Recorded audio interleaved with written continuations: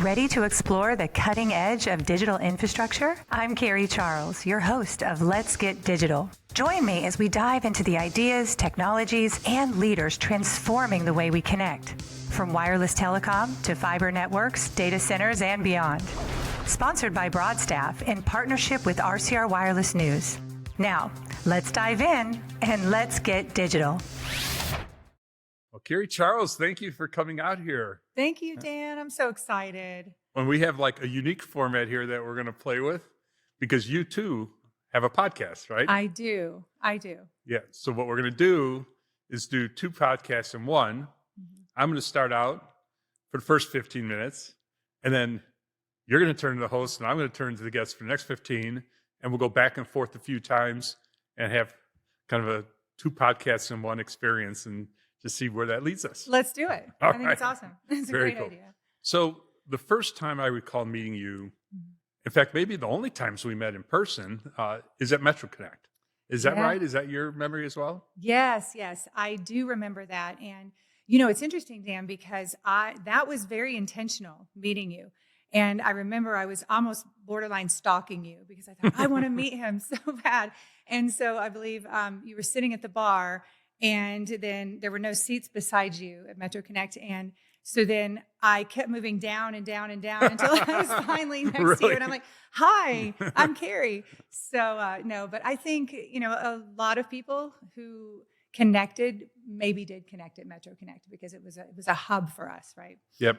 And by the time you started coming to Metro Connect, it was when, about 2015 or 2014? Okay, so I got entered the industry in 2016. So it's like right around 2016. Okay, so there's a prehistory in Metro Connect that I think you'll learn about a little bit because it was very important in the development of Zayo and really the redevelopment of our industry. So we'll talk more about that. But was really impressive when I've observed you both showing up there and what you've done since then is how you were able to use that collection of people to come up with a very targeted plan for your business and use that to build relationships that not just spanned across the U.S., but spanned well beyond the U.S. in a very important sector that you, I think, built your business around. So do you want to tell us a little bit more on how you started the business in 2016, built it, and I think built it around the theme of digital infrastructure and around kind of the connections that you were making at Metro Connect and perhaps some other industry conferences? I think there's a lot people can learn on how to leverage something like that to build out a business. No, thank you. I would love to talk about it. So the business idea was actually brought to me. So I joined Broadstaff. Again, I'll just back up. My company is Broadstaff, and we specialize in staffing and workforce development in digital infrastructure. So everything wireless, wireline, data center, and IT. And so I had the idea was brought to me by the investor in Broadstaff, and we'd been in business together off and on for many years. And he said, "I just invested in this company called Broadstaff. It's in telecom. You know, I think that you would love it. Why don't you join us and help us grow it?" And what was the state of the company at that point in time? That had only been existed? in existence for a few months. Okay, so it was a new company that he invested in. Did it have much of a team in place at that point? No, really. There was one owner who was the CEO at the time, and then I think there was just two other employees. That was it. Okay. And so at the time, I was 49 years old, and I was getting ready to be an empty nester. My kids were going to go to college, and you know, I thought about it, and I thought, gosh, I don't really know anything about telecom. I mean, other than the Marine Corps, which I was in telecom. By the way, thank you for your service because I know you Thank you. are a military vet. So we'll come back to earlier in your career later on. Yes.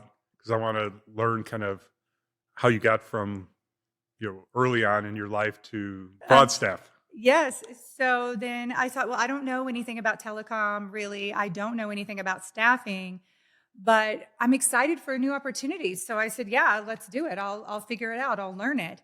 And so I came aboard, and as an owner, I had the investor and another partner.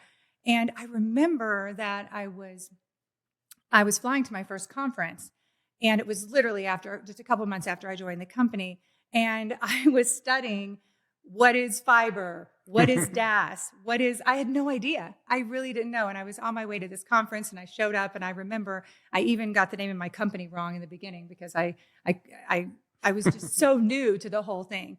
And, so many people helped me. And I think, Dan, what I tried to do is I tried to use my lack of knowledge about the industry as an advantage, because I thought, and that means staffing and digital infrastructure, because I look at our business because we specialize in digital infrastructure, but we also are a staffing company. So we really operate in two industries, but I didn't know anything about either one. And I thought, well, this is incredible, because what I can do is take my experience from other industries and other businesses, and then I can transfer this here and do some different things than other people are doing. So just to give you a couple of examples, one of my passions is marketing and PR and branding. Mm-hmm. And every company that I'd been an entrepreneur since I was younger, but every other company, I've been really involved in that, in unique marketing and branding ideas.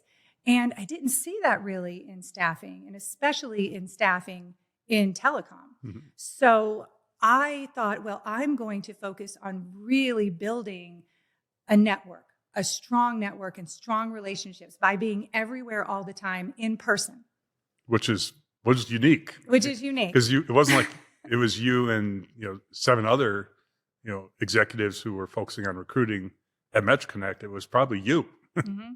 I was everywhere. I mean, Dan, I'm telling you, I was traveling easily every week. I mean, there'd be some times where I was gone for weeks at a time. Every single conference, every event, every Christmas function, every whatever it was, I was going to be there. And I had so much FOMO because I said, no, I've got to be everywhere.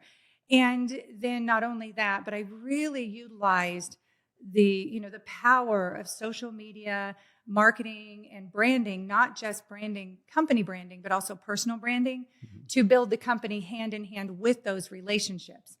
And then I thought, okay, well, I want to, maximize this further and look at, other ways that I can build this brand. And that's when I got into podcasting. And that was a huge success also. So I would say that, that lack of knowledge about staffing and telecom really helped me to say, okay, well, I'm going to take all of these ideas that worked over here in these other industries and try it here. And it did. And lean into social media at the same time. I mean, I think the reason you're here right now and the reason we've stayed connected is because of social media. Seeing you very present and innovative in how you're using. I'm mostly a LinkedIn person, so I think it's mostly LinkedIn. Although some of the stuff I'm working on now, we're kind of more leveraging a broader set of platforms. But your ability to build up a personal brand that was and is applicable to what you're doing was part of what I'm sure was bringing business to the table. The relationships you were building with the right people who had staffing requirements and digital infrastructure, would turn to you, is my guess. Is that kind of how the sequence would work? I think that social media is obviously very powerful with business, and no matter what business you are in, I think it's important to utilize social media. And I know obviously I love being with people. I'm very outgoing. I speak. And so it's natural for me to be on social media, but there's other people where it's not really natural. No. They don't feel comfortable. But even still, it is important for leaders to be there, because it's in today's world. And I always say this, when we were little, how we would think, oh, if it's on TV, it's real. It's mm-hmm. true. And everybody believed it. Well, it's the same now with social media, and especially with LinkedIn in the business world. So it's important that, we have that brand and we have that presence on LinkedIn. And, the messages that we craft, they're authentic mm-hmm. and they're real. And I think that above anything else, from what I decided to do on LinkedIn or, in for that social presence, I just wanted to be me and be real and, not be so, I guess, professional, if you will. It's just more of like, look, this is how I feel. This is who I am. And I'm just going to talk to you like I would just talk to you if you and I were together. Great. Now, you do a lot of speaking as well. So do you want to tell us a little bit about, what you do from a speaking engagement standpoint and how that interweaves with. Actually, before we go there, tell us what Broadstaff is today. So when you first got involved with it, it was an owner, a couple people. You're brought in to do something with it based on a past relationship. Fast forward to 2025 almost. What is Broadstaff today? So it's an interesting story. When I came aboard, I was just really focused on growing revenue. And there was a CEO in place of the company who was actually the original founder and then our investor. Over time, it was over, I guess, a couple of years or so, we bought out that original founder. And then I took over running the company as the CEO. And when we first started Broadstaff, we started as just pure wireless infrastructure and mostly in distributed antenna systems. So we were focused in that really small sliver of a vertical.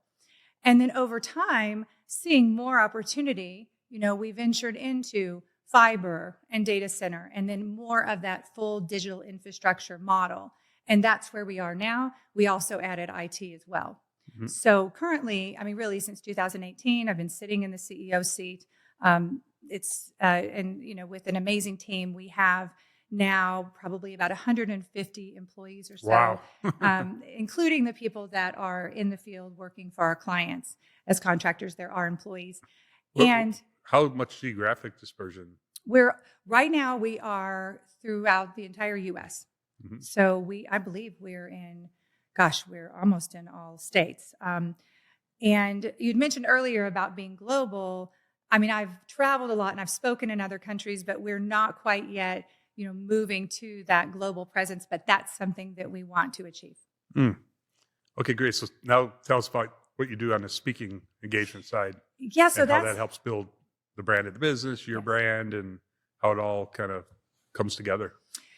Dan, that was probably, I'd say, one of the most powerful pieces of building the brand was speaking. And what I did, I've been a speaker since I was younger. I've been a professional speaker. I just love it. I feel more comfortable. When you say professional speaker, what is that? So I would say getting paid. Getting paid. Getting paid. I don't think I've ever gotten paid to give a speech. So we got one professional speaker here. Getting paid. That was it's not that I got paid a lot, but I got paid.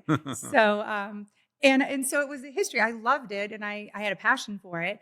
And so I thought, well, I'm going to bring that in. But what would go back, to those days when you were getting paid to speak early on? What would you speak about? What would be your topics? So I was originally, when I was younger, I was in the financial services industry, and I started a company called Financial Solutions for Women. I was a CFP, and so I was one of the pioneers in really focusing financial services on women, because I'm a little bit older now, but back then, the financial services industry said, no, the man has to be present to make the decisions for financial services or any financial decisions. Why isn't your husband here? I'm not going to talk to you without your husband. And I thought, that is really ridiculous. And I'm 57, so that's dating me. But and I thought, that's so ridiculous. Here I am. I was probably 26. And I thought, this needs to shift, because I can't believe this is happening. So then I started a company specifically for women and, women in wealth. And then I started speaking on that subject. Mm-hmm. And I spoke all over the country and, different companies, and really bringing that message to the financial services industry.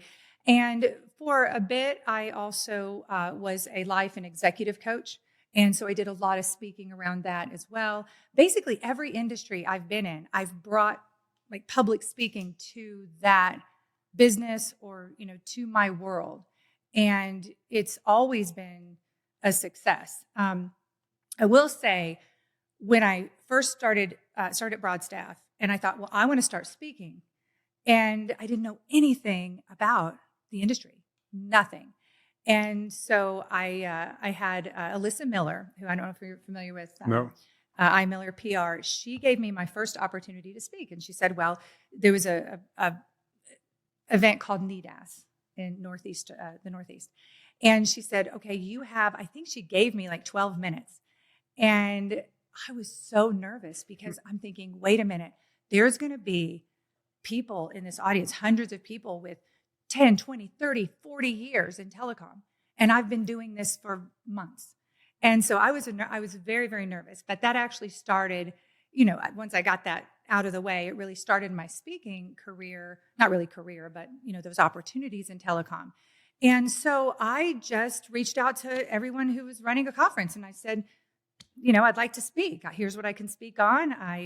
Here's what I can bring to your conference. I can moderate, I could speak. And then people were receptive. And then I was speaking quite a few times a year. I still am.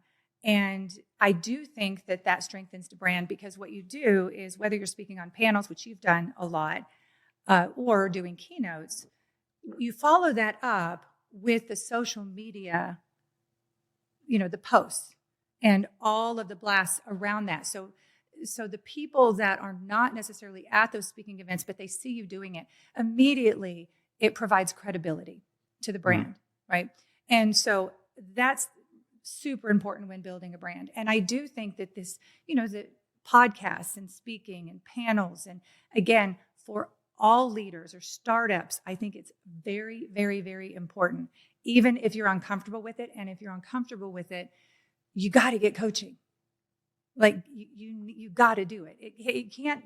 I don't think you can delegate it as a CEO or as a leader. I mean, later, maybe once you're established and you really want to bring in your team to start speaking, start building up their brands. Yeah. But in the beginning, especially, I do think it's something that the leader needs to do. Okay. Well, we'll come back to some of this stuff, but are you ready to take over the podcast? Yes, I am. Right. I am. So let's go. So let's switch. So Dan, I'm not sure I like being on the other side of a podcast. Now do we need to move or switch seats? I don't know. We'll just turn it upside down. There you go. So Dan, I have always had immense respect for you, and I know a bit about your journey, but I would love for our audience know more to now hear than it. you knew 10 minutes ago. You're right. I know way more now. But I really would like to hear about your journey, from where you started even to where you're sitting today, because there's people, in our audience that are looking at you saying, wow, I would like to do that. How do I get to where he is? Yeah. Well, there's a lot of scar tissue to get to where I am at, so be careful what you ask for. I was in undergrad in the early 1980s. So graduated from high school in 81 and went to college after that. And while I was in college, AT&T was told to break up. And the official birth date of the internet was 1983, which was my junior year of college, depending on how you count, because it took me 5 years to get done with a 4-year degree. So somewhere in the middle of my college experience. So when I graduated from college, I joined Illinois Bell. So my first paycheck said Illinois Bell, believe it or not. So the phone company is what it was known for. At that point, the phone company Illinois Bell was no longer part of AT&T. AT&T was told to break up. It had to spin off what was called the Baby Bells. One of the Baby Bells was called Ameritech, and Ameritech owned Illinois Bell, Indiana Bell, Wisconsin Bell, and a couple others. So I started in the Bell system as in a management training program, and my first job was in actually a garage that had technicians, and I supervised a team of 7 kind of installers, maintenance people who would fix and install telephone lines. But it was part of a management rotation program, so I had a series of jobs that culminated being part of their corporate development group. And at the time, I also went out and got my MBA from the University of Chicago. So as I was finishing the MBA, what became really clear to me is I didn't want to be on the side that was defending the monopoly. I wanted to be on the side that was attacking the monopoly. So I joined, fortunately for me, a company in Chicago suburbs that was originally called Chicago Fiber Optics. So it was one of the pioneering competitors to the Bell system, building fiber networks to allow their customers to avoid using Illinois Bell and the other Baby Bells. It was, when I got there, its name was MFS. So Kiewit, the big construction company, out of Omaha, backed Jim Crow to buy out Chicago Fiber Optics. They called it Metropolitan Fiber Systems, and then later it was called MFS Communications. And we bought the biggest internet backbone of the early internet era called UUNet. So now, early in my career, I'm scaling up as the company's scaling up and ending up as one of the more senior executives of MFS as we sold it to WorldCom. Now, when we sold to WorldCom, a lot of the MFS team left for various reasons. I wasn't one of those, so I had unvested stock options and didn't really know none of us knew what we were getting into. But in my experience there, I was now very senior. My boss's boss was Bernie Ebbers, and Scott Sullivan, the CFO, asked me to do some things that, my spider sense said, this is not something you should be doing. And I didn't do it, which turned out to be really good, and ended up leaving to rejoin that same team of MFS, came out here to Colorado, and was one of the founding executives of Level 3. Mm-hmm. So Level 3, in the early years, I was responsible for the super majority of what we were doing, because in the early years, we didn't have revenue, we didn't have salespeople because we were building out network and other types of infrastructure, and all the engineering, construction, operations fell under me in the early years. So that coincided with the big bandwidth boom. We then went through the big .com turned into .pom, bandwidth boom turned into telecom meltdown. So the fall from grace that we all experienced, including Level 3, was harsh. It was the biggest bust in the history of boom bust cycles, probably in the entire world that has ever experienced.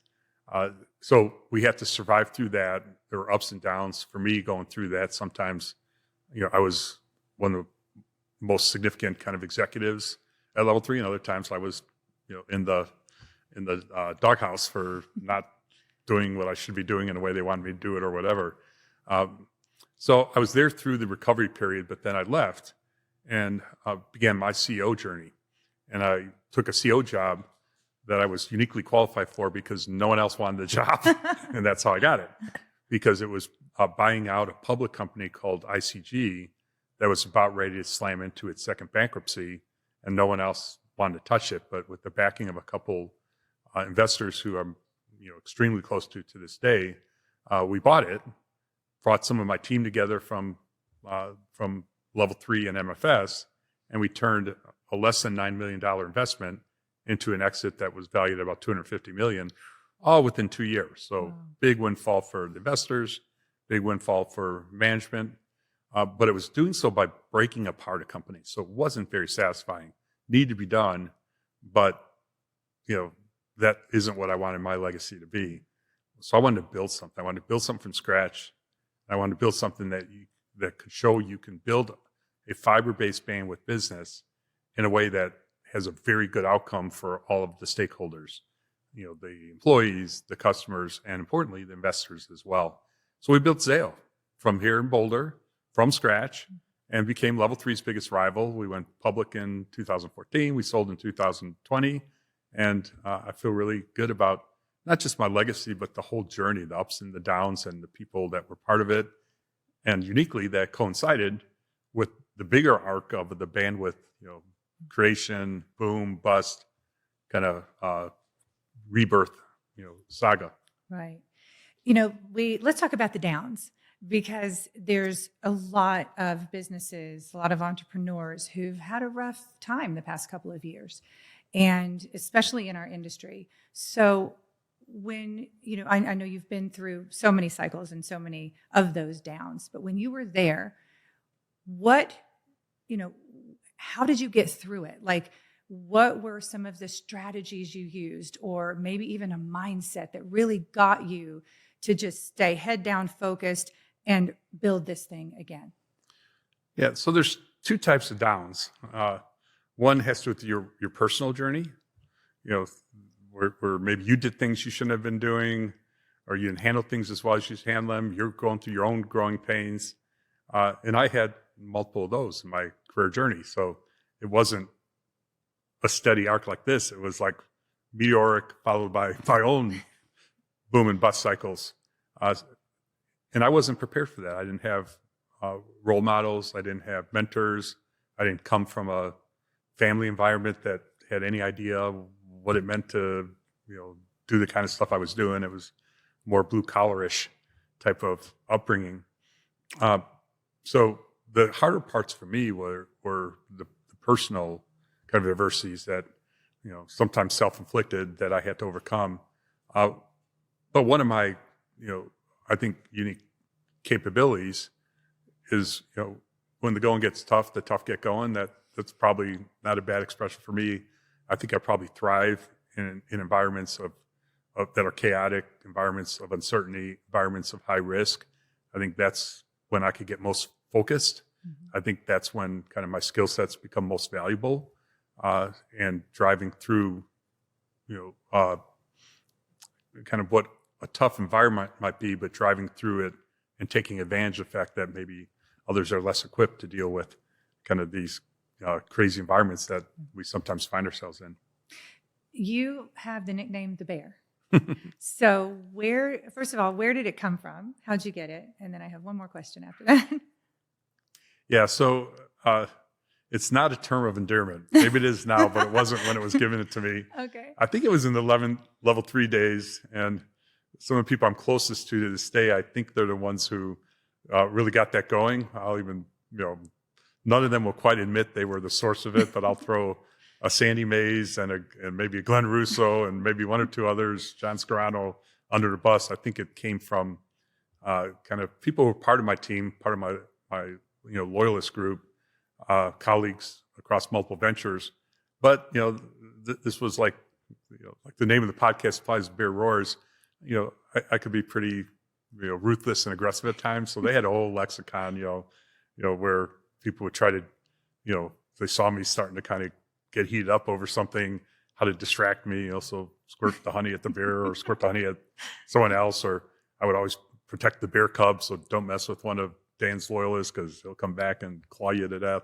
So I think people had fun with it, maybe at my expense early on, but then it's something I now view as a term of endearment. So I was reading that, one of the reasons why you got it. Now, I love hearing this story, the backstory, but because of your tenacity and drive. I'm curious about your drive. Let's say when you in the early, in your career, early mid, right in the thick of your career, what drove you then? And now, what drives you today? Is it anything different than that? Yeah, very different. So I think a lot of people who've achieved significant success, it doesn't always come from, what I'll say is a good place. I think often it comes from, insecurities. It comes from feeling compelled to prove something. Sometimes you're not even sure who you're trying to prove it to, but you feel compelled to show that, you can accomplish something. So my guess is if you track most of the people we think of as having very successful outcomes. And I'm not talking about corporate leaders who that could be a whole different path, wearing the right suits and saying the right things at the right time. But the people who started, from scratch and built things up, founders who had significant exits, including people that are household names. Most of them, I suspect, you could look back and say, they were trying to prove something to a ghost maybe, but something because they had their own insecurities or something that was driving them that was coming from the inside out that was the source of it. And I certainly would put myself in that camp for some reason. As far back as I can remember, there's also always this feeling of needing to accomplish something of significance and being willing to pursue that no matter what the cost. Fortunately, staying on the legal side of the line, and I say that because a lot of people that I encountered during the bandwidth boom and bust probably had the same drive, but didn't stay on the legal side of the line and end up in jail and otherwise, in more of a disgraced outcome than a positive outcome. So fortunately, I've, at least had a compass that kept me, not doing all that I could do, even if it meant crossing, the ethical lines. But today it's totally different. Today it's a, and again, this isn't something I could explain either because I think this comes from the inside out. it is it'd be very easy for me and a lot of people I know who are in similar situations at this phase of life, like, hey, I did what I'm going to do. Now I'm going to go and, become golf and hike and, hang out on a beach somewhere warm and, live a more casual lifestyle, which is certainly a choice that's available. Mm-hmm. But for whatever reason, I still have a drive, but it's a drive that has more to do with kind of my responsibility to give back in a way that's unique and meaningful. And we talked earlier in this podcast about how you've developed a platform, but developing a platform that's really aimed at kind of primarily Colorado and the themes of innovation, entrepreneurship, and help people who are maybe following in footsteps like mine, help them in their journeys, help give them the support, the exposure, and the ecosystem around that, help it develop. So it is, in the world we live in today, things don't sound authentic and they don't sound altruistic, but there is an element of altruism and wanting to do it, because I feel an opportunity and a responsibility to give back. And wisdom, because it sounds like you've learned a lot over the years. I hope so, because I certainly had a lot of learning opportunities. Right. Would you like to switch again? Yes, let's switch back. So okay. we're now on round 2. So when you began to show up at MetroConnect in 2016, because we talked earlier about early in your career in financials, people didn't think that a woman should be able to speak to the finances, where's your husband kind of thing.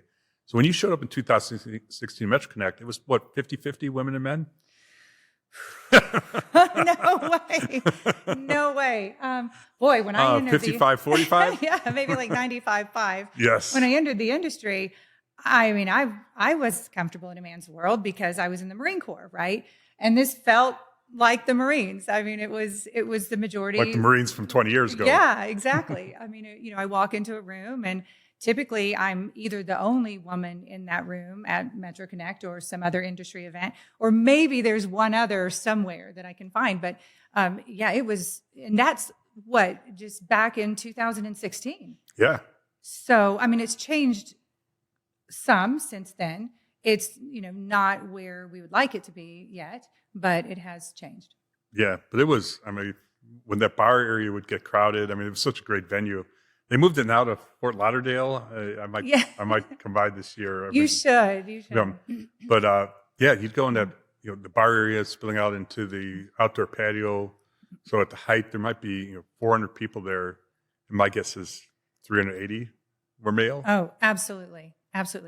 And I think, as a woman in, a male-dominated industry like that, we can look at it in 2 ways, right? We can say, why can't it be different? This is difficult. This is hard. This is a good old boys club. How am I going to break in? I just always took a different approach. And I said, this is an advantage. Why? Because I'm different. And I think it's good to be different. I think it's good to stand out. And so I would always look at it in a positive way, saying, I've got to walk into this room as someone who is different, right? Not that I'm at a disadvantage because I'm not like them. I'm at an advantage because I'm not like them. Yeah. And I don't want to dwell on this too much, but, I've often asked myself, why in 2016 was it still so male dominated? Because I don't think that was a result of good old boys wanting to do business with other good old boys. I think it's much more complicated than that, because I think there were programs in place for long periods of time. And I know I was always, tried to lean toward building balanced teams. I had as many women on my board as men, which in 2013 and 2014, that wasn't a thing like it is now. But it was hard to if you looked at my senior team, it was imbalanced, and it always was, even though I would lean as hard as I could to create balance. But it was like there were these obstacles that were really hard to overcome, in part because the Bell system was so male dominated, and then they had their programs early on to try to build diversity. So if you were a talented woman in that industry, it wasn't a bad idea to go work for Bell companies, because they needed so many women, and they need them in senior positions. They would go, bend over backwards to attract them, to join their companies and to retain them. So you almost have this sucking sound of like women going toward the traditional belt system as opposed to being part of the competitive environment. And so I think it takes a lot longer to change those, not necessarily because you're overcoming kind of deep, male biases of wanting to work with other males or wanting just to promote males, but just there's circumstances that have to be dealt with. Yeah, I agree with that. I think too what happens, and I'm sure this happens in every industry, but especially in telecom, I've seen it, is, and you just mentioned it yourself. I mean, there's, when someone takes on a new role or a founder creates a new company or a new venture, they look to their past. Yes. And they say, I trust these people. Yeah. So I'm going to bring them along with me. So when you're looking backwards, there's even more male domination and Yes. less women in the industry. It's So you're absolutely going the case. backwards and you're capturing, you're bringing in these people who are typically going to be male. So your top leadership team, again, is now male. And so I think, like you said, it takes time for that, that ship to really move in order to say, okay, I'm going to reach back because I trust her. Yes. And I'm going to bring her forward. And I think that's all happening now, and I'm seeing it. One of the things that we, are committed to at Broadstaff is hiring, diversity in hiring for our clients. And, they're demanding it now. And so we're constantly looking for a diverse talent pool, bringing in women. And so, like you said, it's not that I don't see them in saying, oh, no, let's keep it the way it is. This, this No. feels good. And I see them saying, we want more women in leadership roles. They're amazing. And I hear nothing but positives. Mm-hmm. So I do think it's changed. I'm seeing a difference and I'm excited about it, but we're not really where we need to be still. Yeah. A funny story. When I was selling Zayo, we always, as I said, always had diversity on our board, and part of it was working hard to get diversity, but also diverse boards tend to be better boards. So as the new owners took over, they then start to name the new board. They bought the company, they can do whatever they want. Mm-hmm. And, so they're revealing them one by one. And so they get up to 9, and there wasn't a woman among the 9. And there was only one person who wasn't a white male. And it's like, okay, whatever, your guys' company now, but, worked really hard, and then by the time they realized it was too late because they, the two different investors each got to name so many seats. They kind of got them named, got them on the board, and then all of a sudden they realized, oh my gosh, we got all males. And then they started hearing from employees like, why is everyone that's on the board a male? What Right. happened? And then, Right. But you can't easily unwind that. So. Exactly. It's not that hard, or it's not that easy, rather. Yeah. So I was going to go back to the, so do a lot of direct investing now, and some of them are very early stage companies. And one of the things you do look for is that nucleus of the core team. So you go to the core team and you say, have you worked together before? What have you accomplished together? Have you, built up, a company before? Are you going to draw on talent from your past network? So the dynamic you described about what do you do, look backwards, absolutely. And you and as an investor, you want to see the strength of those relationships that they already learned how to work together. They're already a team, and now they're applying a team to the next venture.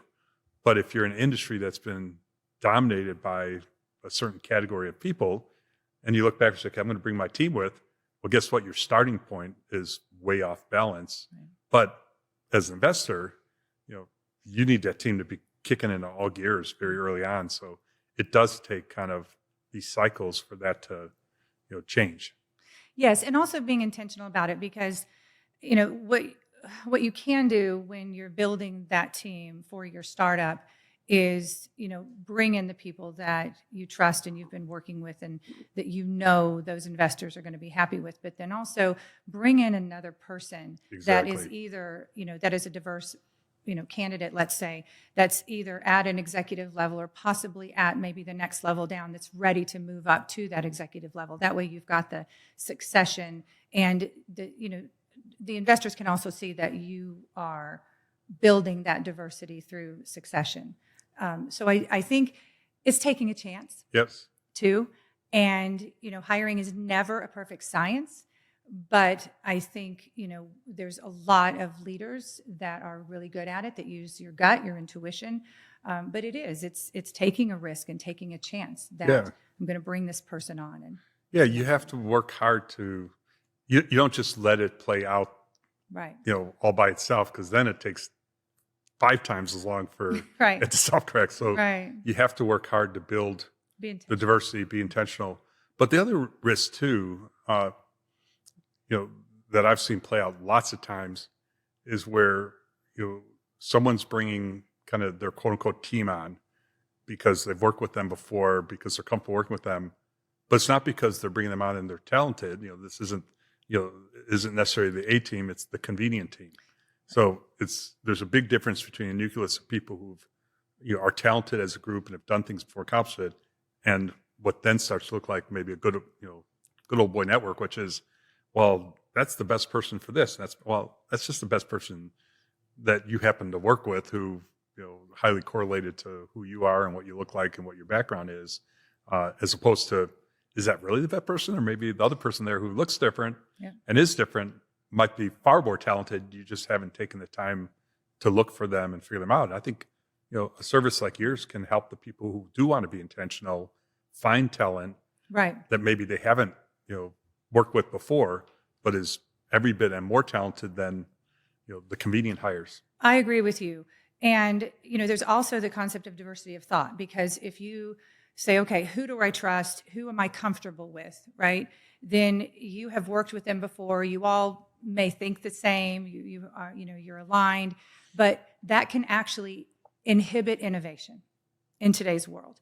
So diversity of thought will actually spark innovation. So being able to say, okay, it might be just a little uncomfortable hiring this person or that person, but they're going to bring something to this company that we don't have and that we've never seen before.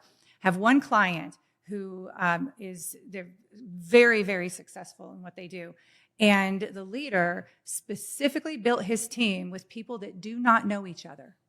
He would not allow any referrals at all, because he wanted everyone to be fresh, new, and create that spark of innovation. And it's working. Yeah. I will say this, our Caruso Ventures team, which is small, it's about 10 or 11 people, is majority women. Is that right? Oh. Yeah. Doesn't look like it as you're looking out here, because that's, 2 men, 1 woman. But if you look at our team as a whole, it's, especially with the news person that's about to join, I think it's about 60-40 women. So you got to start that way, because if you start that way, it will continue. That's something I used to preach is, the hard part is creating the initial diversity.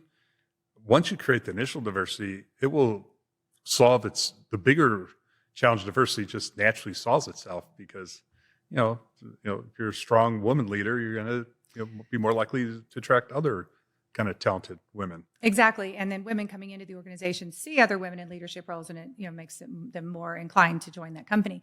What I find is that leaders get lazy. They just get lazy, and they look at the candidate pool and, oh, okay, well, there's the best person for the job right there. I've got 3 men. Well, if it's in a male-dominated industry, your candidate pool is going to be male-dominated.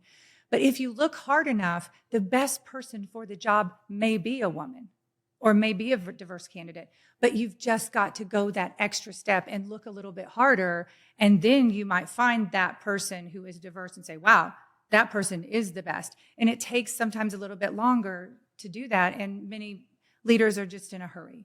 They want that right person, and they want them now.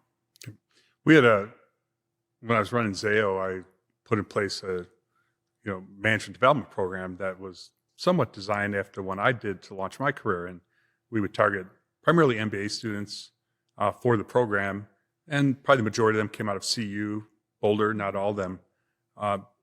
Probably, this is a guess, but maybe in the years we had that program, maybe there were 50 people, 45 to 50 people in there overall, and at least half were women. Because the other philosophy was, if you can find that balance when people are fresh in their careers, that's going to lead to, you got to be a little patient. You got to be thinking the longer game. Yep. Well, I got to tell you, I'm sure we'll hear this podcast. So if it was about 50 people, all about 25 women, about half of those women are doing extremely interesting things, many of them in executive positions right now. And it's just been, and the men too. The men in that program, probably half of them are in very senior executive positions scattered across the industry, which is very cool. So another thing that's interesting about hiring women in our industry or other industries is that, especially for leadership roles, placing an ad is not the best way to do it. The best way to do it is to get out and proactively search for these people, for these women, find them, call them, court them, talk to them. Because when you place an ad, many times women will not answer that ad for two reasons. Number one, they don't have all the qualifications. And many women are very clear that, I don't have that one qualification, or I don't have that, so I'm not going to apply. The second thing is women. And most men don't read, so. They don't care. It's like, I'm good at right. I don't have any of that. They get the title and the compensation. I got this.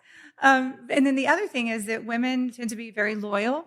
And many times they're not reading ads. They're not looking at Indeed. They're not out there. So, the high-level women that you really want for executive roles and leadership roles, they need to be proactively recruited. And many times it could be with your competitors. So that's where it's good to call in, a staffing company or a specialized staffing company in your industry that knows that network and knows those women that can bring them in. Yeah, no doubt. And how big of an impact do you think you've had on women in the field of digital infrastructure? Oh, gosh, that's a good question. I don't think I'll ever really know, but I will say that, I'm a strong stand for women to advance and to, know how to network and know how to promote themselves and get sponsors and mentors. And I speak on that. I teach on that a lot. So I have a really strong commitment around that. And there could be, especially with my podcast.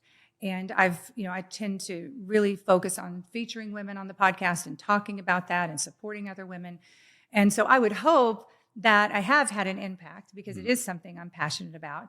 And, but at the same time, I'd say maybe all my mentors that I look at have been men.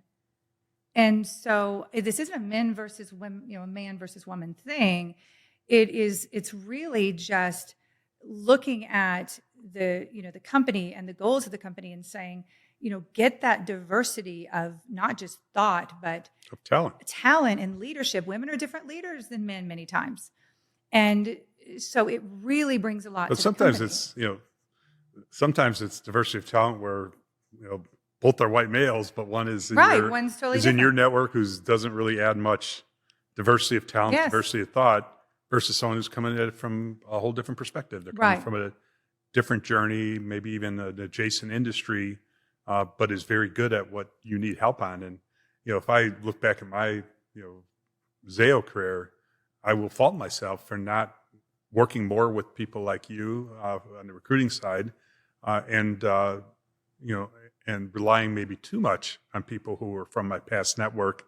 And, over a period of time, especially after we went public, my original teams all made tons of money. They worked their tails off for years. They were extremely talented, but they were ready to take a break and think about doing their next thing. So when it came time to replacing them, not having built the capability to draw on external talent, I started bringing people in from my past network who, frankly, in hindsight, they were often the B team or the C team. They weren't the A team. Was helped me build the company and get it to the big goals, but the team replacing them wasn't the same caliber. Right. So I view that as one of my bigger mistakes. Do you want me to hand it back over? Sure, let's do it. So I am excited to talk about your book. And I cannot wait to read it, Dan. So I pre-ordered it. And pre-orders are available now. Amazon, Barnes & Noble. And we need you to pre-order it because we want it to be something that rises up the charts. And the best time to do that is leading up to the publication date. So, or the delivery date. So the delivery date is February 4th. which is probably a few weeks from when this podcast can be dropped, so 2 or 3 weeks. So, we as an industry, as individuals in the industry, work so hard for so many years, lived such a crazy experience together. Not all good. We had our lows were very low and our highs were very high, and and I think you asked me earlier in the earlier segment, like what drives me at this point. And I talked about the Colorado, but the other thing and what's driving this is the story of bandwidth's never, as much as we've all put into this, it's never been captured, and it's been overshadowed by the .com .bomb. But the .com and .bomb was small in comparison to what we went to, and it was the .com would have never happened if we didn't build the internet infrastructure to enable that to happen. So I want to tell our story, our broad story, kind of our story meeting the thousands and thousands of people who contributed to this revolution 30 years ago, 20 years ago, and present day. And I want us to do that for ourselves so that we can capture kind of our collective memories. So I'm hoping to augment it with other people's memories. But I'm also very much wanting to celebrate kind of this collection of people who did this, even if, in many cases, not everything worked out as we were hoping for. One thing that I'm really excited about with your book is that our industry needs more high quality talent. And there's, we have gaps, we have shortages, especially in the technician, that level. And we need more people to know, especially young people, that this is a phenomenal industry to get into. And, I think that this is going to be a catalyst for that communication to younger people, to all people, to say, look, this is an amazing industry and we've been through so much, but we are resilient and come on in, we welcome you. So it doesn't happen that everyone falls into telecom. I didn't mean to go into telecom. Every time I interview someone on my podcast, they just fell into it. And so I believe that that's going to make a difference there. Let me ask you, Dan, so out of all the themes in your book, what is one of your favorite themes or one of the most important themes to you that you really want people to know? Oh, that's a tough question. And so when I first drafted this, it was pretty ugly, first of all, but it was also twice as thick as what you hold over now, and that's not thin. So I'm like, okay, I'm going to have to put 2 books out. So I'm going to have to split into 2 books, volume 1 and volume 2. But the right answer wasn't to put 2 books out. It was to answer the question that you just answered. What really is the story here that you want to tell or that you feel compelled to tell? Because you can't tell everything. If you tell everything, it's, could be just, a train wreck. So it took a lot of reflecting on what are you trying to do here and not trying to do too much, which I don't think I fully accomplished because I did do more in here than kind of the experts would have told me to do. I got half the size and just pick one little thing. And no, this is a story that needs to be told and needs to be told broadly in its entirety. And if I was to say one theme is the book really focuses on the characters, the individuals. It's not technology. It's not even strategy, although, there's elements of strategy through it. It's the people, the characters, many of which are really good, and some of which were very bad. And some of the very good ones at the end of the day failed, not because they weren't very good, because, of the circumstances around it. And some people who look like the most successful, the ones who were at the top of the world, they were on the covers of the Wall Street Journal and Business Week. They were the CEO of the year, CFO of the years. Many of them are the ones who crashed down the hardest and went to jail. I think most people know of the Enron story. But when people know of the Enron story, what they don't know, it was the bandwidth portion of the Enron story that really was a big part of bringing them down. I touch on that in the book, but it's, I think, important to realize that. But the stories of the Gary Winnecks and the George Nashios and the Bernie Ebbers, you can learn as much from what they did that they shouldn't have been doing. Right. but to also see that alongside of those who were their contemporaries and did what they should be doing. They didn't cross those lines, and how they navigate through both the ups and the downs and eventually to where we are today. So I think it's the opportunity to learn from kind of, maybe bigger than life. There's sections where Carl Icahn plays a prominent role, sections where John Malone plays prominent roles, Phil Anschutz, the MFN and AboveNet team that ranges all the way from Steve Garofalo to John Kluge to Bill LaPerch, who did a fantastic job taking that from post-bankruptcy to creating a whole bunch of value. So I think it's learning from the individuals and learning kind of through their experiences what maybe you can build upon for your own journey and what maybe you want to avoid. And if I was to say one other overarching theme, and one of the reasons it's thick is I couldn't help myself but put some appendixes in there. And I used Warren Buffett to kind of, in a small way, but important way to kind of frame each chapter of the story, but the authentic building of really real value, real business value. Like, what are you really building something valuable for the ages? Or are you just trying to take advantage of a hype cycle, go raise a bunch of money, say you're doing all these great things, and then try to sell before people figure out that, what you're really doing is a sham. Right. So commit yourself to building a company that is got long-term legitimate value, no matter who owns it, when it owns it, that no matter what business you're in, focus on that, or you're going to get caught in a boom bust cycle yourself and maybe be on the wrong side of that. So boom bust cycle, boom bust and rebirth, right? Rebirth. So there's been, cycles like this throughout history. And let me ask you, I'm just curious about this. Are we approaching the same cycle with AI? Yeah. So one thing for certain is boom bust cycles repeat themselves. Right. And usually there's a long interval between one and the next, because you almost need to get to a generation that wasn't there during the last one. Because if you're there in the middle one, you will never forget it, and you will always be on the lookout for the next one. But if you weren't there, that was my parents' problem or my grandparents' problem. I don't even know what they're talking about. This is different this time. This is legitimate. So, what caused the bandwidth and .com boom and bust? And I think this is really important to learn. What caused it is the collective we were right. Mm-hmm. We were right when we said this thing called the internet is going to change everything.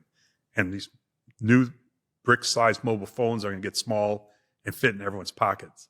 And this fiber optic technology is going to make bandwidth plentiful. So we thought that in the early 1990s, and we were right.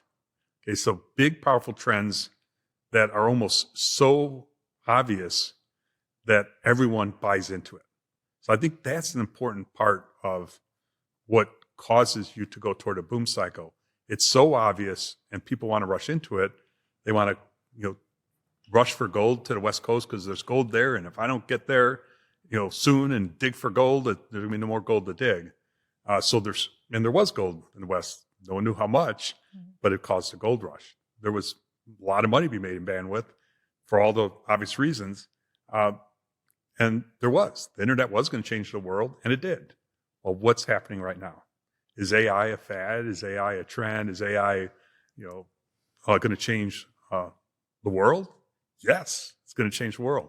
Quantum technology, which I spend a lot of time on, is going to change the fabric of humankind in ways that are less unmanageable than us thinking about how the internet was going to change the world 30 years ago. It's going to fundamentally change everything. So you have the same ingredients. You have multiple big trends that are going to feed off of each other, and in doing so, the enthusiasm to invest is going to be there, and it's happening already with AI. So does that mean it's you shouldn't invest in AI right now? No, because boom cycles go on for a period of time.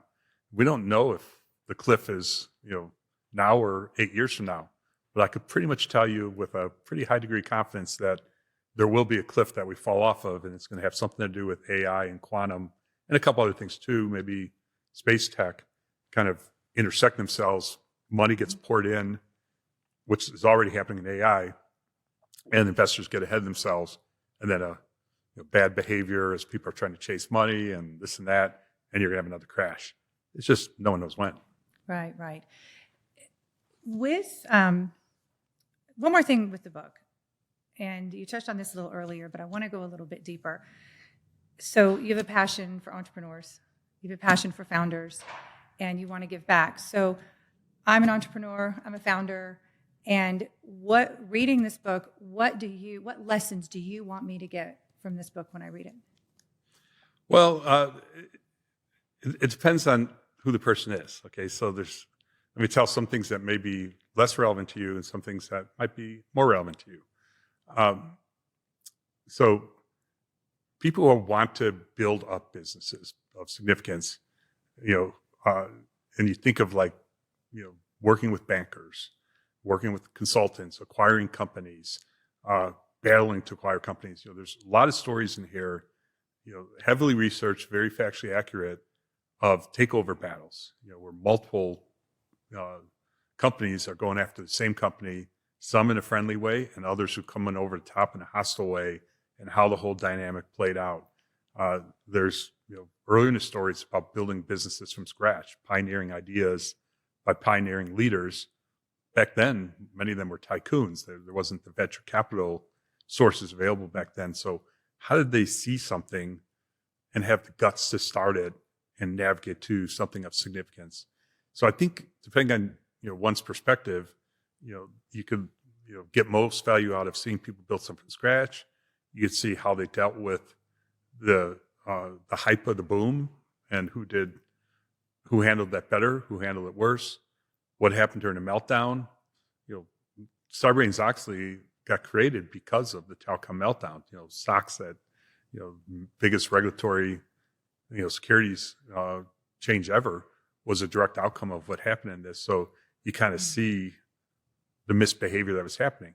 And then those who want to take advantage of a distress cycle, like what do you do when all hell breaks loose and things are in the rubble, and you say, what, I want to be prepared for that, because that's I want to take advantage of that situation. There's a lot of lessons to be learned there. So it depends on one's perspective, but the one common theme throughout is, I think, the ingenuity of entrepreneurs, of business leaders, and I suspect when people read the book, they're going to glean onto 2 or 3 that speak to them the most, and really be like, wow, I want to learn more about that person and what they did, and because I could see myself in that person. So I think learning from other people's journeys and experiences, and build upon that for your own journey. Yes. I want to talk about the industry, digital infrastructure. Where do you see it today? And then where do you see it over the next decade? So in other words, what do leaders need to know or be prepared for? Possibly opportunities and also threats. Yeah. And I'm going to focus more on fiber than Right. data centers and wireless infrastructure, because that's what I know best. I think a lot of what I say also applies to data centers. So first and foremost, digital infrastructure has been around for a while, but the future digital infrastructure is as interesting as the past. So we're already seeing that today with the early stage of AI and how that's affecting kind of remote data centers located in environments where there's more access to power and the need to get fiber out to those remote data centers. We're not seeing any of that right now from quantum, and won't for a few years, but we will. So with AI, right now, more of AI has to do with these massive data centers off the beaten path.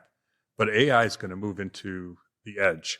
Like an example would be to use the full power AI on your device, you're going to have the workload being done around you, but in the proximity where you're at. Well, none of us, very few of us are in the proximity of the middle of Wyoming, where there might be cheap power. We're in the proximity of New York or Dallas or some other bigger market. So when AI moves more toward the edge, which is probably already happening, but certainly will happen in a big way, owning fiber networks is going to be a big deal, because now the edge fiber networks the kind that, I think Zayo is particularly well positioned for, in part because of MFN and AboveNet and companies like that, where we have significant fiber and conduits in the metro environments and regional environments. So you're going to see the AI trend create a boost in the metro regional, just like it already has in kind of the inner city side. And then quantum, here's what I like to think about quantum. So, and this is actually a unique thought, so I'm a little bit proud of this one. When the internet came to be, what did we do with it? Well, we used the phone network. We used dial-up modems, which we used for phone calls. We used Sonnet, which is the old technology for how you carry data around. We used DS1s, that was to combine multiple phone calls on one copper pair. So we used the phone network, and we jammed the internet into it. But as the internet matured, we now built a different network that was designed for the internet, out of Ethernet, out of wavelengths, out of fiber itself. Well, the same thing is going to happen with quantum. Quantum's going to start out by using the internet to move quantum around. But as quantum picks up momentum, quantum's not going to want to use the old technology, which will be the internet. It's want to use native quantum technology as its communication kind of infrastructure. Fiber almost certainly will still be extraordinarily important, but what happens on that fiber, what happens with the equipment that feeds that fiber, will almost certainly be fundamentally different. In fact, even the fiber itself might be optimized for kind of quantum networking or quantum communications. So I think first and foremost, what I'd like to say is there's a lot of opportunity in digital infrastructure, and the same can be said about data centers, et cetera. But the other thing I would say too is one problem that has occurred in fiber, the business of fiber networks, the business of bandwidth, is I think the people running those businesses never learned how to run those businesses. And I see the same mistakes being made now that were made 10 years ago and 20 years ago. Tell me a couple of mistakes. What are you saying? So the biggest one has to do with, and I really think this is an outgrowth of the Bell system.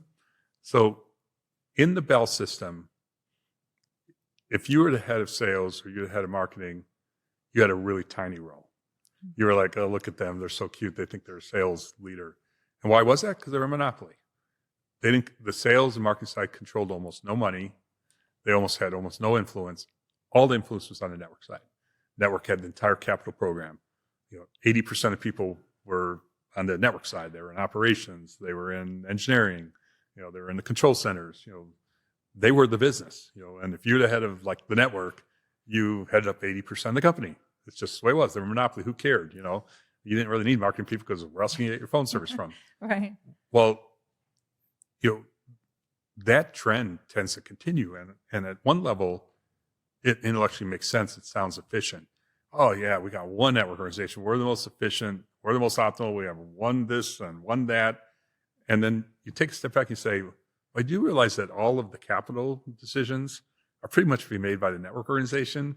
If they're not making them, they have veto, rights over them. All the resources of the company, the expenses, the lion's share.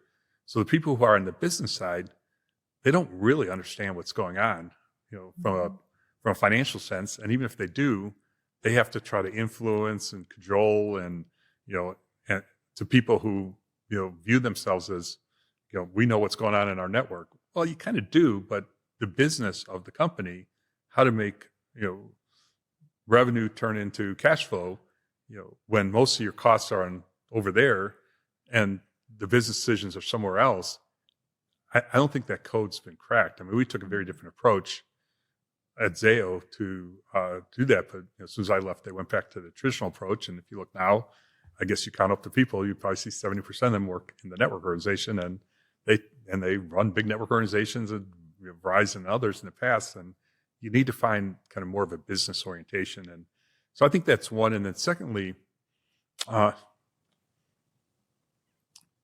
so bandwidth is extraordinarily important, right? I mean, bandwidth is extraordinarily important. Yet, if you look at the combined value of the companies who have the most fiber networks and do bandwidth for a living, Lumen and Zayo would be by far, probably 70%.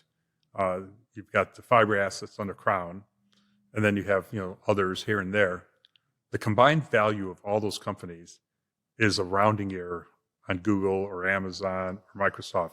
Yet Google, Microsoft, Amazon, their entire business depends on those fiber networks. So how in the value chain equation do the people who own and operate the fiber networks, only be worth, together tens of billions, while the companies that rely on them the most are worth trillions of dollars? Why does that imbalance still exist? Before it existed because there were just too many suppliers, but now it's gotten consolidated. So I think the reflection, if I was in the shoes of like leading a Lumen or leading a Zayo, the question that would keep me up at night, and did when I was running Zayo, is how do we get more of our fair share of the value chain? Why are we pricing, feel compelled to price our services in a way where we're really not worth that much as an industry, yet the people we're serving are worth trillions of dollars. So why shouldn't they be paying twice as much for what we do? And I think, as an industry, they have to figure out, without colluding, they have to figure out what are we doing to ourselves that is, pricing our valuable services in a way, because it's not like people go rebuild their fiber networks. They've got a moat that is really thick and really wide, yet it isn't turning into the value equation that you'd expect. And I couldn't fully crack, as well as we did at Zayo, I was unable to fully crack that nut. And part of it is, we've given a lot of fiber away to those web scale companies, but now they need a bunch more fiber. Are the current versions of the Lumens and the Zayos in a much more consolidated industry, are they going to continue to give that away at prices that maybe don't reflect, the true value? Or are they going to find a way to extract more price, which they kind of have to, as an industry, sort of figure out together without colluding, or else they're just going to undercut each other and stay where they are. So I think, business acumen, more focus on how do we really create value that is, should be ours for the taking, given the importance of bandwidth and the fundamental, need for fiber to produce that bandwidth for companies who are doing crazy stuff and are worth trillions of dollars.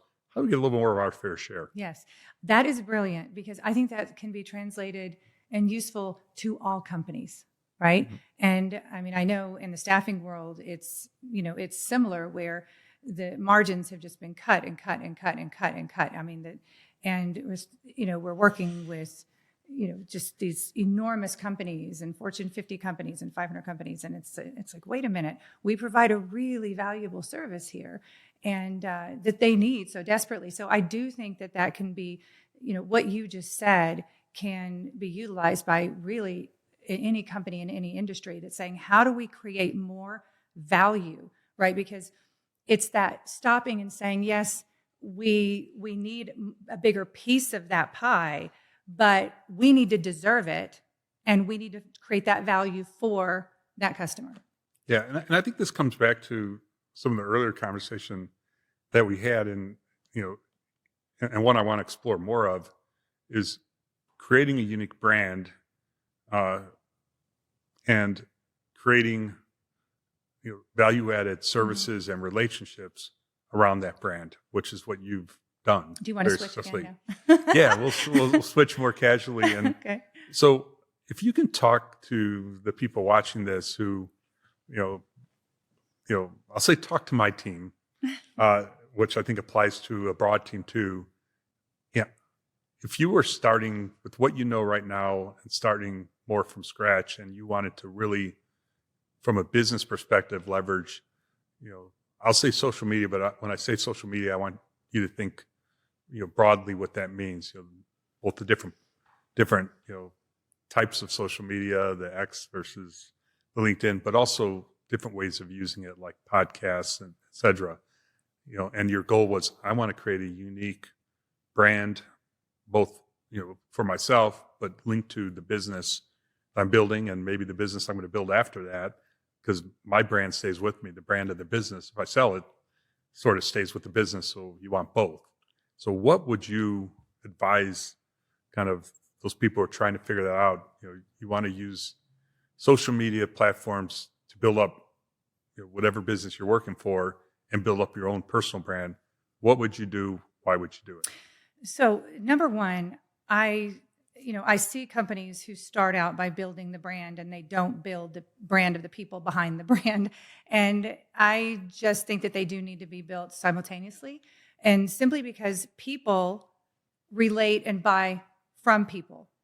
And so I think when you're, looking at just a brand and saying, okay, this is XYZ widget, there's no emotional connection to that. And so having a person or people in the beginning to drive that brand and represent that brand and speak emotionally about that brand, I think is important. Now, over time, you can start to separate yourself from the brand, which we've had to do at Broadstaff. And I know many companies have this issue of like, wow, the founder is the brand, and now we have to separate the company and have the brand stand alone. But that is, I believe that's a little bit further down the road, because in the beginning, the leaders, whether it's the CEO or another leader, getting out there and representing the brand and speaking and podcasting and being on social media and, going to these events and networking and socializing and relationship building. I think that's very important in the beginning, like I said, because people are emotionally connected to people usually first over a thing. And so I would suggest at the beginning, let's say I had to do this over, right? Which, who knows, I may do this over at some point in my life. I'd love to. So I would, originally I would go in with the brand by my side, and it would be me creating the connection, creating the emotion, and then the brand would be also creating itself at the same time. Mm-hmm. And so we would be working hand in hand together. And then over time, as the company, got more revenue and we became stronger, then we would be building that brand up to stand alone. And then I would be, supporting it, but the brand wouldn't be me. So I think that's one thing that's very, very important. I think, And what would you use? What would you use to create the brand? Well, I think that people do underestimate the power of podcasting. And before I had a podcast, I did not know how powerful that they were necessarily. So I think that no matter what brand you are, no matter what company that you have, I think that having a podcast is only going to strengthen not only your brand, but also bring you customers and grow your revenue. So in other words, when, with the podcast that, in fact, I'm rebranding my podcast. Okay. It has been 5G Talent Talk for years. And, we talk about so much more than 5G. Yes. And, we're talking about all of digital infrastructure. So we are, we're rebranding, and it's going to be. Do you have the brand yet? Should I say it? It's up to you. I would love for you to, but it's up to you. Well, we're gonna be rolling all of it. When is this going to be released? Early January. Oh, early January. So we're not going to actually release it until January. But I will say the name of it, which I think is so cool, and it's really good. So the name of it's going to be Let's Get Digital. Oh, that's cool. Yeah. I like that. Yeah, Let's Get Digital. So we're not going to bring in like the Olivia Newton-John with the leg warmers and all of that. We're not going to that place, but I wanted something that, a little bit more fun, that really represented all of digital infrastructure, but something that was, a little bit lighter and also something that represented me a little bit more, because again, with the podcast, will that podcast be owned by Broadstaff, or will it be owned outside of Broadstaff? It's my podcast. Good. So yeah, it's my podcast. I was hoping that was going to be your answer. Yes. And here's, it's interesting because we're in partnership with RCR Wireless News. And that was years ago, where the founder of RCR Wireless News and Arden Media came to me and said, hey, let's do a podcast together. And I thought, okay, why not? Right. That's who I am. I'm like, I'm always a yes, no matter what, I'll figure it out. And so that's been very powerful, because we're leveraging, we're able to, to be seen by all of their subscribers as well globally. But I am, I produce it, and, I find the guests and do the interviews, and it, it really is something that is a brand that I'm passionate about. But at the same time, some of our guests are current clients or potential clients. Not all of them, because this is really for the industry. But I think, that's one, back to your original question of how do you do that? What do you use? What avenues, what strategies, what mediums? Then I think one of those should be podcasting. And you can not only interview potential customers or current customers, but you interview people that are going to be interesting and relevant to your customers. And what that does is it positions you in a place of credibility as a leader. So I think podcasting is huge. I think the other thing is video. You got to get on video somehow. It can't just be, here's a video about my company and there's no human being. I'm all about humans in branding because I think it's important. I think so. Getting on video, and especially in today's world, and that could be actually one of your goals as an owner or as a founder for 2025. I need to do more video, or your team does, or maybe your employees, getting them on video. Your brand has to have a heartbeat. It has to have a soul, and it has to connect emotionally with people. And so I think video is going to be crucial. Now, you can put video all over many different social media platforms, right? And look at which one's best for you. Now, with that being said, many people think, oh, I would never be on TikTok. My brand is not for TikTok. But your employees and your candidates may be on TikTok, right? So I'm told I'm on TikTok now. My team put me on TikTok, but they haven't given me the password. So I don't know what I'm doing on TikTok. Okay, I'm telling you, there's some people that I know that are very, very, very successful and driven entrepreneurs, and they're on TikTok all the time looking for information. So I would say that, looking at all of these different platforms, whether it's Instagram, you're going to find and you're going to connect with, maybe you're not going to connect with your ideal client on TikTok, but you may be connecting with, someone who is going to work for you and be significant in the growth of your company. So I think that's another thing, is really looking at video, looking at all the different platforms that you can lean on. We talked a little bit early about speaking. The thing I think that's most important with branding and making all these choices of what do I do, where do I go, and how do I do it, is number one, taking risks and being a little different. Because if you look and sound and smell and taste like everybody else out there, then it's not going to be interesting to anyone. So you've got to just do something that you think is almost crazy. There's something that I want to do with my new podcast brand that my team thinks I'm crazy. They're like, we're not doing that. And I said, but I feel it in my gut. Like, I feel like we need to do it. And it's a little edgy. It's a little out there. But those are the things. Are you going to tell us? Or no, I'm not. That's going to be a surprise. By the way, is your half of this podcast, I mean, the whole podcast is both of our halves, but are you going to post this on your new podcast channel? You're going to be this will be the new brand. All Let's right. Get Digital. Yes. That's good.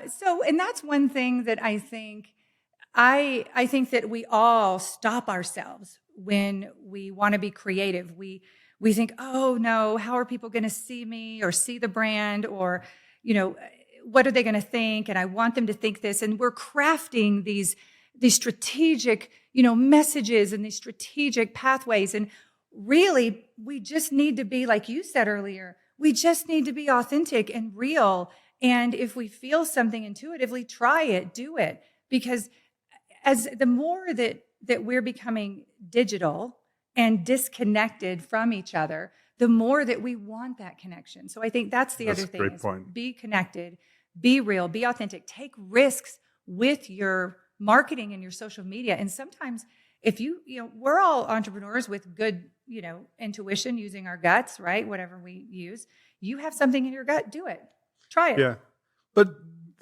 And I agree, but you and probably me are in the super minority of people who are, for whatever reason, able to put yourself out there. Because I got to tell you, everything I've been through when we were launching the podcast and, the revealing of the book, I got nervous on both of them. Like, okay, I'm putting myself out there in a way that I haven't put myself out there before, and make it really easy for people to shoot arrows at you. Now, the good news for me is I've had arrows shot at me for the last 30 years. You're used to it. And some of them are pretty sharp, and they went in pretty deep, and nothing's killed me so far. So unless I do something really stupid here, I'm not going to get myself anywhere close to what I've experienced at past. But still, you're putting yourself out there. So, you said take risks. Well, the word risk means it's not always going to go the way that you want it to go. And you're going to have to be willing to, make some mistakes and do some things that maybe you think you wish you wouldn't have done, things that might cause you a little embarrassment, or just things that give ammunition to someone who, is having a bad day or a bad year or a bad life, and they want to like say bad things about someone. You're giving them ammunition to pick on you if you put yourself out there. So you've got to be the breed that you are, and the willingness to take the risks, the willingness to put yourself out there, and you have very successfully, and sounds like you will even more so in the next chapter. Yes. And I think the older I get, the more I learn about that. Is not everybody's going to like me, and not everybody's going to like or agree with what I'm doing. But I think it comes down to your mission. We talked earlier about your mission and your purpose, and what drove us then and what drives us now. And as the older I get, I'm looking at that greater mission and that greater purpose of making a difference and showing people what's possible in the world. And I'm becoming less and less concerned with what people think about me, but more concerned about that mission. But, maybe a good way to begin to wrap this up is, earlier you asked me, where was that coming from? Where is that coming from you? Like, what? I'd love the way you use greater purpose, greater mission. You're already very successful. You could turn your attention to your more personal life, get a good exit and start thinking about, hanging out here and hanging out there. But instead, you're talking about a greater purpose and a greater mission. Why? Where's that coming from? So my greater purpose is really focusing on God and my faith. And I always say this, Dan, that prayer is a business strategy. And I have... Well, I wasn't expecting that answer. Yes, I know. It just threw you off a little bit. But it's true. I mean, I have grown my entire business based on faith, based on prayer, based on that North Star of, letting God not just lead me, but lead the company. And we've had some incredible miracles at Broadstaff. I mean, 5 times Inc. 5000. We went from 12 million to 30 million in 1 year in revenue. Wow. The team that we've built. So I would say that mission and that North Star of helping people to see what's possible is to help people see how God can guide them and direct them, that relationship with God, toward that North Star, toward that success, and really being able to lean on prayer as a business strategy, as an entrepreneur. What's interesting is, and this will just show people there's multiple paths.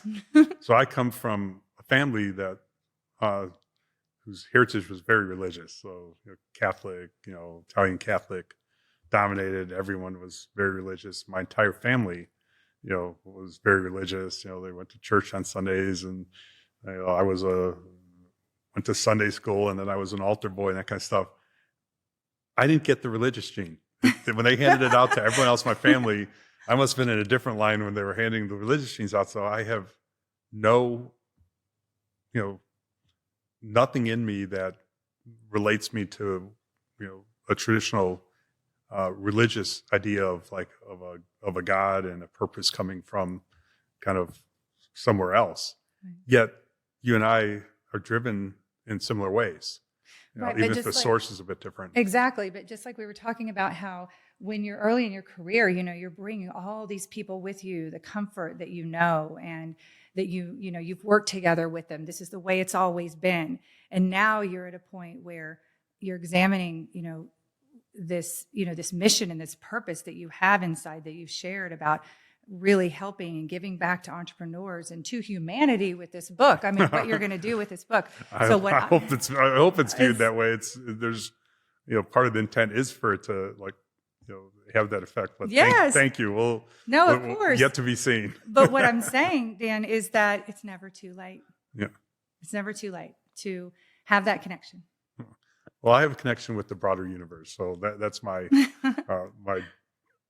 my source of North Star and power. Yes. Well, thank you so much. Yes. It's been so much fun, and it was somewhat spontaneous because I reached out in the context of bandwidth and catching up with what you're doing, and it just happened to be that you were going to be in Colorado, and you explained reasons why, and we were able to turn this into a live versus a remote one, and I think live is always more energy, more fun, and hopefully people get more out of it. So thank you so much for doing it. and making the drive here and being part of this. Thank you, Dan. This has been fantastic. I'm so glad that this worked out. I appreciate it. Great. Thanks. Okay. I would shake the hands after. Yes. Thanks for tuning in to Let's Get Digital. This podcast is powered by Broadstaff, a national staffing firm specializing in digital infrastructure talent. Don't forget to subscribe, leave a review, and join me next time as we explore more stories at the intersection of technology, talent, and transformation. Until then, let's get digital.